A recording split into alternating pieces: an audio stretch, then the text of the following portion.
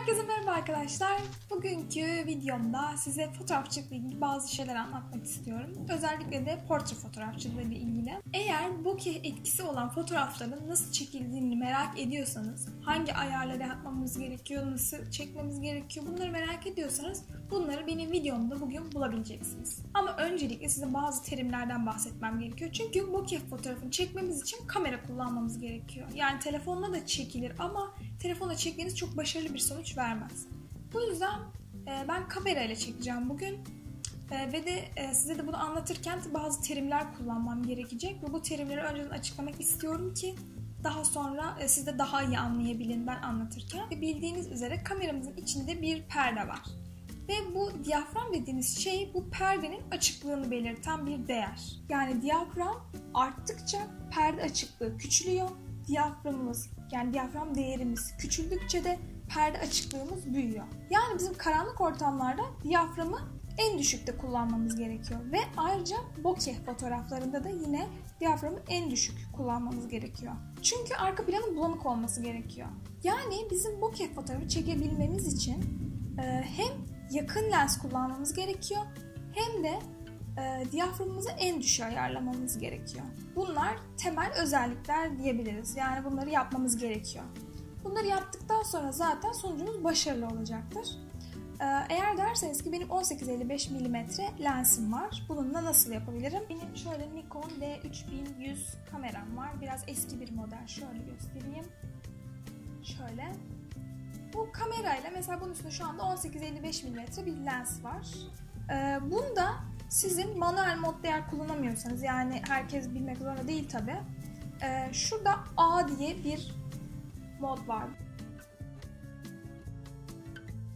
Bu A yazan şeye getirdiğinizde bu diyafram öncelikli demek. Yani diyaframını siz ayarlıyorsunuz, gerisini kendi otomatik olarak enstantanesine ayarlıyor. Enstantane dediğimiz şey de perdenin kapanış hızı.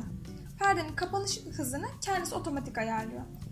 Bizim için zaten şu anda arka planın bulanık olması, yani bokeh etkisi için şu anda bizim diyaframa ihtiyacımız var. Yani diyaframı en düşüğe almaya ihtiyacımız var. Bu yüzden bu diyafram öncelikli modda siz rahatlıkla fotoğrafınızı çekebilirsiniz. Diyafram öncelikli modu aldıktan sonra 55 mm'ye getiriyorum burayı. 55 mm'ye getirdikten sonra da buradan açıyorum fotoğraf makinemi. En düşük tabii ki de 5.6 oluyor. Şöyle göstereyim. Çünkü 18-55 mm lenste 55 mm'ye getirdiğimizde en düşük diyafram değeri 5.6 olur. Ama eğer sabit lens kullanırsanız, mesela benim 50 mm lensim var. Bunda daha da düşürebiliyorum. Diyafram düştükçe o zaman sizin arkanızdaki bulanıklık ve bokeh etkisi daha da artıyor. Yani benim size tavsiyem açıkçası sabit bir lens almanız diyebilirim. Ben mesela ikinci el ve manuel bir lens satın aldım. Yani evet, manueli kullanması gerçekten zor oluyor. Ama zamanla alışıyorsunuz. En azından ben çok para vermemiş oldum. Çünkü manuel olmasaydı otomatik olanları bayağı, yani benim aldığım makinenin fiyatı kadar bir meblağ ödemem gerekiyordu. Ben de o kadar para ödemek istemediğim için manuel aldım. Şimdi size 18-55 mm lensle çektiğim fotoğrafı göstereceğim. Bir de 50 mm sabit lensle çektiğim fotoğrafı göstereceğim. Ve siz aradaki farkı anlayacaksınız. Hangisinin daha başarılı olduğunu. Gelin şimdi o zaman fotoğrafı çekelim. Görelim nasılmış sonucumuz.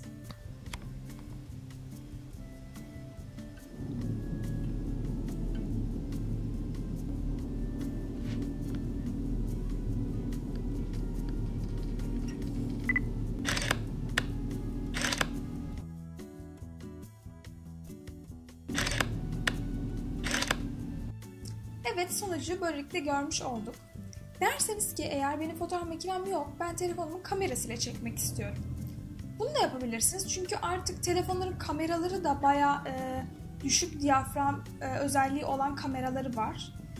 Bu yüzden bunu da yapabilirsiniz bence. Bunu şöyle deneyebilirsiniz. Mesela masanın üstüne küçük bir obje koyun.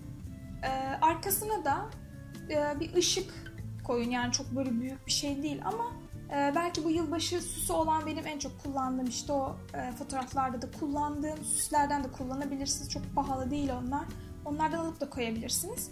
Onu arkaya koyun Ve telefonunuzla objeye olabildiğince yaklaşın. Ve objeyi netleyin. Arka planda bu sefer bulanıklaşacağı için bokeh etkisinin olması gerekiyor.